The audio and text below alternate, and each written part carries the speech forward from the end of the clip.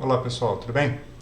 No vídeo de hoje eu queria apresentar para vocês de forma bem breve, bem pragmática, direto ao ponto aqui, como usar o programa Tracker para rastrear o movimento de um objeto e fazer a captura de dados para o laboratório, tá ok?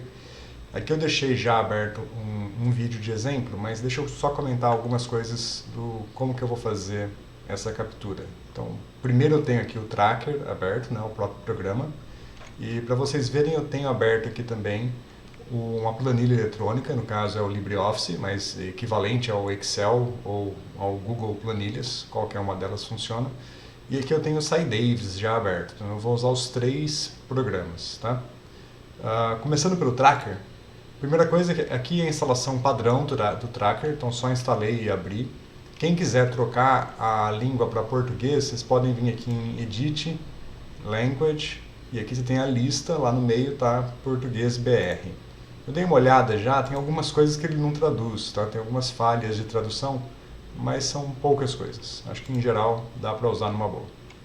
Bom, então como é que a gente vai usar o Tracker? Primeiro eu vim aqui em Arquivo, Abrir, escolhi o meu arquivo de vídeo, que já está aqui aberto, tá? É um arquivo da bolinha rolando. Os detalhes do experimento em si eu vou discutir na aula, que eu vou mais falar sobre o Tracker em si. Então, a primeira coisa que a gente tem que fazer no Tracker é definir um sistema de coordenadas, definir um eixo de coordenadas e definir uma escala para esse eixo. Então, para fazer isso, a gente usa alguma referência do vídeo. Então, aqui nesse caso do vídeo, as fitas crepes que estão marcadas aqui, eu sei que eu separei elas de 5 centímetros e a distância da primeira até a última são 40 centímetros, tá? Então aqui nesse botão aqui em cima, tá vendo? Aqui tem um botão de um eixo em vermelho, é onde a gente vai clicar para ele exibir o eixo de x e y. Veja que ele coloca inicialmente no centro da imagem, mas a gente não quer isso, né? Como a nossa bolinha vai correr da direita para a esquerda, vamos colocar, eu vou clicar aqui na posição central e vou colocar a origem na primeira fita crepe, mais ou menos no meio da primeira fita crepe, para definir o zero, né? Definir a origem do meu sistema. E perceba que aqui no cantinho, ó, não sei se no vídeo vai dar para ver, mas do lado tem uma barrinha que indica a direção do X positivo. O X positivo está para a direita. Como a nossa bolinha vai correr para a esquerda, é melhor colocar esse X positivo para o lado esquerdo. Então eu vou pegar, vou clicar aqui e eu vou girar esse eixo, tá? Para que o X positivo fique orientado para cá. E aí eu posso definir a inclinação para seguir mais ou menos aqui a sequência das minhas fitas crepes, né? Se o vídeo estiver um pouquinho torto, você corrige isso orientando o eixo da melhor forma possível. Então tá aqui, tá orientado o eixo, tá? Quanto mais alinhado você colocar, melhor vai ser a captura de dados, certo? Então, até aqui assim tá bom. A segunda coisa que a gente precisa definir é a escala, né? O zero está aqui, mas tem que definir que aqui é o 40 centímetros, né? Então, para isso, eu vou clicar neste botão aqui, ó, tem uma barrinha azul com o número 10 escrito. Ele vai me aparecer, vai me dar algumas opções aqui, então, novo. Aí eu tenho aqui bastão de medição, fita de calibração, pontos de calibração e origem de compensação. Eu acho que o correto é o bastão de medição. Eu estava usando em inglês, agora em português me confundiu um pouquinho. Mas vamos lá, vamos clicar aqui no bastão de medição. Isso. Tá? Ele me diz aqui o seguinte, ó, aperte Shift e clique para marcar. Então a gente vai marcar 2 pontos de referência para definir uma distância. Eu vou usar como referência a primeira fita crepe e a última. Então eu vou vir aqui, Shift, né? Estou com a tecla Shift apertada e clico o melhor possível no centro da fita crepe. Ele vai marcar em azul o primeiro ponto. E aí na última fita crepe eu vou fazer a mesma coisa. Shift e clique. Ele vai aparecer aqui, ó, com um número 654 metros, que obviamente está errado. É a escala padrão dele. Então eu vou trocar pelo que eu sei que são 40 centímetros. Então vamos lá. 40 espaço cm de centímetros. Na hora que eu aperto Enter, ele me avisa, olha, está mudando de unidade. Quer mudar a unidade para centímetros? Eu vou confirmar no Yes aqui. Veja que não traduziu corretamente, né? Então, clico no Yes. Então, ele marcou aqui, ó, essa distância como 40 centímetros, certo? Beleza, está definida a escala. Essa etapa está pronta. Agora, o que eu devo fazer é de fato, agora partir para a parte da captura de movimento. Então esse aqui é o início do vídeo, né? O primeiro frame. A bolinha está aqui na minha mão ainda, não coloquei para iniciar. Aqui embaixo, olha, eu consigo agora rolar esse vídeo frame por frame ou deixar rolar, dar o play para ir rolando. Então vamos dar um play inicialmente até a bolinha chegar perto aqui da primeira fita, né? Então, olha lá, tá rolando.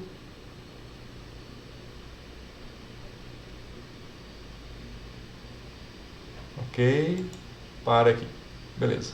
Então parei aqui mais ou menos, e agora aqui desse lado ó, eu posso controlar o avanço frame a frame. Então eu vou clicar aqui para frente, ó, ele vai avançar um frame. E agora eu diria que a bolinha está realmente bem alinhada com a minha origem aqui. Aqui eu posso, veja, esse é o frame onde a bolinha está o mais perto possível da primeira fita, né? Se eu avançar para o próximo, ela já passou, né? Então eu vou voltar aqui. E eu vou agora aproveitar para definir a origem do meu sistema de coordenadas mesmo, realmente bem no centro dessa bolinha aqui, para que esse seja o ponto zero. Então essa aqui vai ser a minha origem mesmo, onde a bolinha, onde eu vou começar a captura do meu movimento, para definir o meu zero do eixo X. Outra coisa interessante é definir o zero do eixo temporal, né? Porque oficialmente, né, ele vai contar o tempo igual a zero no começo do vídeo.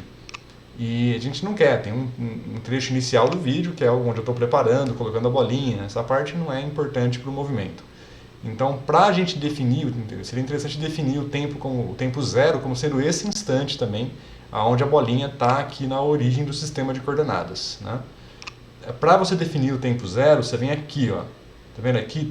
Tem um botãozinho vermelho, está escrito no meu caso 55, que é o frame número 55. Se eu clicar nesse botão, ele me dá algumas opções, né? Exibir o quadro, né, que é o frame, o tempo ou os passos, né?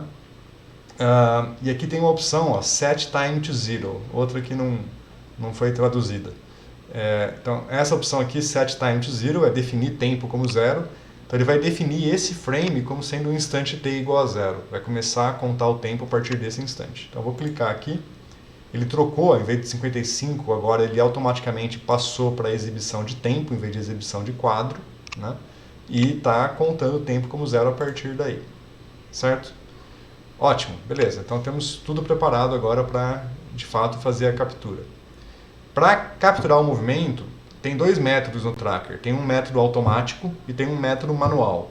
O método automático, você escolhe um objeto, desenhando um círculozinho, alguma coisa assim em cima do objeto, e o próprio tracker vai, frame por frame, procurar esse objeto, né, nos frames subsequentes. Não funciona muito bem, você tem que ter uma imagem muito boa, com uma ótima qualidade, com um contraste muito claro entre o fundo e a imagem para poder diferenciar bem, o que obviamente não é o caso do meu vídeo, né? A qualidade das sombras aqui não está muito boa, fiz um negócio aqui no chão bem grosseiro, a bolinha ela se move muito rápido, então tem um borrão aqui, é difícil de você de fato fazer a captura automática. Então ao invés disso a gente vai seguir com a captura manual. O manual significa o quê? Que frame por frame eu tenho que clicar na bolinha indicando aonde está o centro dela. Dependendo do vídeo, talvez você não queira fazer frame por frame, se for um vídeo que é mais lento, né? Esse aqui é rapidinho, frame por frame vai ser rápido. Se eu quiser fazer a cada 10 frames, por exemplo, eu posso vir aqui, ó, nesse avanço, que é o tamanho do pulo, o tamanho do avanço dos frames, e trocar de 1 por 1, trocar para 10 por 10, por exemplo. É só clicar aqui e escolher de quanto você quer o avanço dos frames. No nosso caso aqui, a gente vai seguir 1 por 1. Aí, para criar a captura, eu vou clicar aqui nesse botão novo e vou escolher ponto de massa. Então esse ponto de massa é onde vai ser onde eu vou clicar na bolinha para definir o centro do movimento. Aqui embaixo está dizendo que é para clicar apertando Shift também. Shift e clique para definir o centro de massa da bolinha, né? Eu vou clicar onde eu acho que é o centro de massa, o melhor possível. Então a qualidade do resultado vai depender da precisão do meu mouse aqui, né? Então lá, Shift, veja que o mouse trocou pelo quadradinho e eu vou bem no centro clicar. Quando eu clico, ele já marca o ponto e avança para o próximo frame. E aí eu vou seguindo, frame por frame, vou marcando a posição da bolinha, sempre tentando pegar o centro do borrão aqui, o melhor possível. E aí cabe também um lance de você interpretar os dados, né? Você tem que olhar aqui para o borrão e perceber aonde que é o centro dessa dinâmica. Isso, obviamente, pode induzir uma margem de erro razoável. O interessante é que várias pessoas do grupo façam a medida independentemente, cada um no seu computador faz a captura e depois comparam se os resultados estão condizentes. Veja, aqui a bolinha já saiu da região dos meus 40 centímetros e já começou a desviar do movimento. Então aqui eu vou parar de capturar. Daqui em diante eu já não confio mais tanto nos dados. Tá? Veja que aqui ele marcou, né, todos os frames capturados, certo? E já fez o gráfico aqui para mim. Ó. Olha que gráfico bonito. O eixo Y é o X, o X é o T, né? O horizontal é o tempo, o vertical é a posição. Ele já fez o gráfico para mim, né? Já dando uma prévia aqui do gráfico. Veja que está uma reta razoavelmente boa, né? Com flutuações aí que são naturais do experimento. E aqui embaixo ele já solta a tabela de dados para mim, né? O que nos interessa aqui são as duas primeiras colunas, os instantes de tempo e as posições X. Tá ok? Uma coisa legal de ver é o vídeo aqui. Eu posso voltar para trás aqui nos frames. Ele faz uma animação bonitinha. Então aqui, parei aqui atrás, vou dar um play. Deixa correr. Olha lá. Aí você vê a captura acontecendo ponto a ponto, como você fez aí. Né? É bem interessante, é um programa fantástico. Né? Agora, o que a gente vai fazer com os dados? Veja, a gente vai considerar esse gráfico que ele fez aqui como uma prévia interessante, né? Legal de acompanhar para ver se a captura está dando certo, né? Se você está fazendo corretamente a análise aqui. Mas não é esse gráfico que me interessa. A gente vai usar o Cy Davis para fazer gráficos com uma qualidade científica superior. Né? Então, o que eu vou fazer? Vou pegar esses dados aqui, ó, vou selecionar essas duas colunas, clicando no primeiro e no último. Né? Aperto no primeiro, é Shift, aperta no último. Lembrando que o eixo Y, né, que seria o deslocamento na direção perpendicular aqui, não nos interessa, só nos interessa o tempo e a posição X. Aí eu vou copiar, Ctrl C, e vou lá para a planilha do Excel, LibreOffice ou Google Planilhas e vou colar esses dados aqui. Tá? Na hora de colar, aqui eu estou usando o LibreOffice, pode ser diferente em outros programas. Verifica se na hora de colar ele está de fato separando em duas colunas. Tá? Por exemplo, aqui se eu colocar essa opção que é a padrão, ele não separa em duas colunas. Então eu tenho que vir aqui e marcar que a separação é por tab, né, que é a tabulação padrão. Aí ele consegue separar em duas colunas naturalmente. Ok? Beleza, ele separou aqui, ó, vou aumentar um pouquinho. Por padrão, ele coloca isso em notação científica. Eu não gosto muito de usar a notação científica em planilhas. Então eu vou selecionar os dados aqui, ó, e eu vou trocar para o tipo número. Né? E não trocou. Por que não trocou? Ah, não trocou porque eu passei para o português, gente, e agora ficou como vírgula, tá vendo? Os dados estão como vírgula e o meu Excel, meu LibreOffice está esperando a pontuação como ponto, né? Então deixa eu voltar aqui atrás, ó. É bom vocês verem também que já percebo essas dificuldades. Eu vou deixar no inglês mesmo, que aí ele troca aqui a vírgula pelo ponto. Eu vou selecionar de novo, apagar aqui. E vou colar novamente. Agora ele colou como ponto. Ó. Então, como ponto, o LibreOffice está entendendo como separador decimal. Lembrando que o separador decimal em português é a vírgula e em inglês é o ponto. Mas como os programas quase sempre estão implementados em inglês, eu prefiro sempre usar o ponto para não ter essa dificuldade. Então aqui eu vou trocar de científico para número, né, number. E aí ele põe uma anotação mais agradável. O número de casas decimais eu posso escolher aqui, né? Veja que eu não estou falando de incerteza. Na aula a gente vai discutir também como carregar aqui as incertezas e os erros experimentais. Aqui eu estou pegando só uma implementação mais prática. Bom, mas o fato é que eu tenho aqui os dados, os tempos em segundos, a posição em centímetros e está salvo aqui no Excel, no LibreOffice. Então eu recomendo que vocês salvem sempre os dados no LibreOffice, que fica mais organizado. Mas eu vou pegar agora esses dados aqui, ó, essas duas colunas, e vou jogar lá no Cy Davis. Por que eu falo para vocês colocarem no Excel, no LibreOffice? Porque não vai ser uma medida, vão ser várias, né? Vocês vão fazer vários experimentos. Então, vocês podem salvar todos aqui, tudo no Excel, que para fazer algumas continhas que a gente vai fazer na aula, é mais fácil fazer as contas na planilha eletrônica do que no SciDaves. Então, a gente faz as contas na planilha eletrônica e depois que elas estiverem prontas, a gente leva para o SciDaves. Então, nesse caso aqui, que eu estou sendo mais direto ao ponto, eu não vou fazer nenhuma conta. Contas que eu faria seriam médias de várias medidas e coisas assim, né? Aqui eu não vou fazer essas continhas não, vou pegar os dados de uma medida só e vou jogar direto no SciDaves. Na aula a gente vai ver a questão das médias e tal. Bom, então vamos lá, copiei aqui, agora só as colunas. Veja também uma coisa importante, quando você copia lá do tracker para cá, ele copia esses cabeçalhos, né? Que é um label da massa que está sendo escolhida, né? Que é a sua medida, e aqui é um label dos eixos, né? Tempo e posição. Quando a gente vai jogar para o SciDaves, não interessa esse cabeçalho, então eu selecionei só os números para levar só eles lá para o SciDaves. Então copiei aqui, né? Ctrl C, vou lá para o SciDaves agora e vou colocar aqui, vou colar os números todos no SciDaves. Está prontinho. O meu SciDaves também está configurado para usar ponto e não vírgula, então está na configuração em inglês, né, digamos assim. Então está tudo compatível. Sempre tomem cuidado com esse tipo de detalhe, né? Eu vou esconder essa parte aqui que a gente não vai usar. As colunas já estão selecionadas aqui e vou fazer o gráfico de dispersão, o gráfico de pontos. Olha lá, bonitinho, igual o gráfico que estava lá na prévia já na prévia do tracker, né? Perdão, eu vi que minha câmera estava na frente da planilha aqui, só estou tirando da frente. Ok? E com esse gráfico em mãos, agora eu posso vir aqui na ferramenta de análise e fazer o ajuste rápido da regressão linear, né? Então vamos lá, regressão linear. Deixa eu dar uma olhada, eu vou pôr na regressão polinomial, porque eu acho que eu vi uma opção interessante aqui nos meus testes.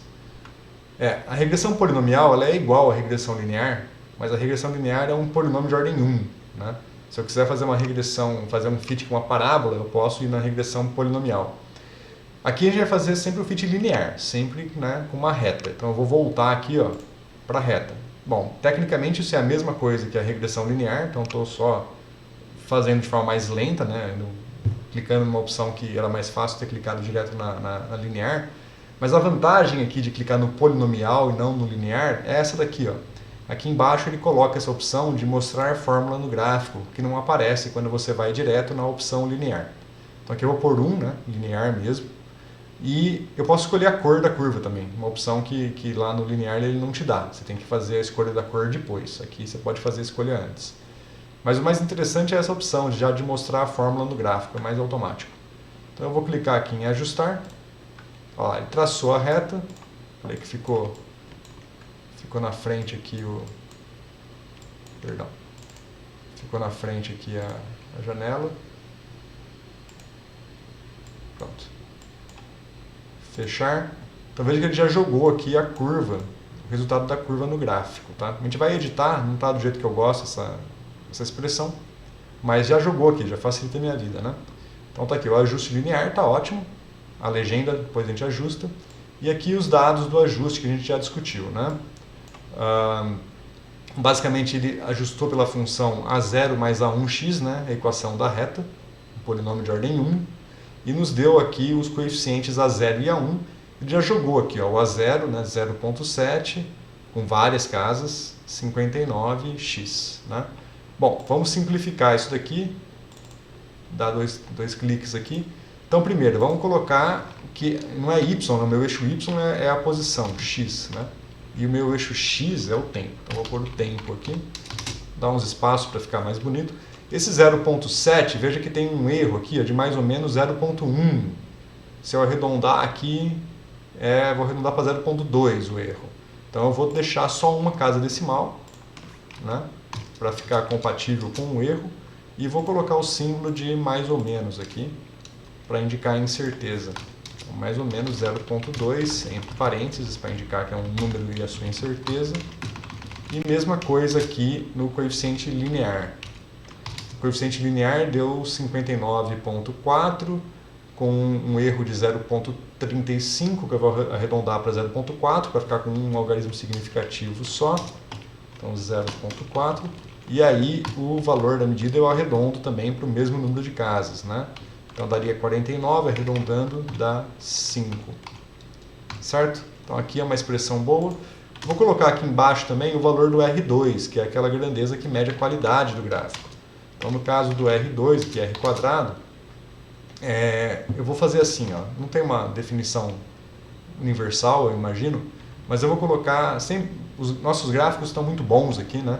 Então eu vou colocar 9993, né? Eu vou colocar até a primeira casa onde não é mais 3, arredondando. Como aqui é 26, eu arredondo para cima, então fica 3 ali, né? Ok. Beleza, então tenho aqui um gráfico mais ou menos pronto. Vamos terminar o gráfico colocando aqui o eixo. Nosso eixo X é o tempo, né? Está em segundos, então a letra indicando que é o tempo, T, e o S indicando que é segundos, e no eixo Y, X em centímetros. Certo? A legenda a gente pode melhorar também, os pontinhos eu vou chamar de medidas, e o ajuste vou chamar de ajuste linear. Beleza, com isso temos o gráfico pronto, com qualidade cientificamente adequada, né? Um gráfico bem organizado, com as grandezas bem definidas.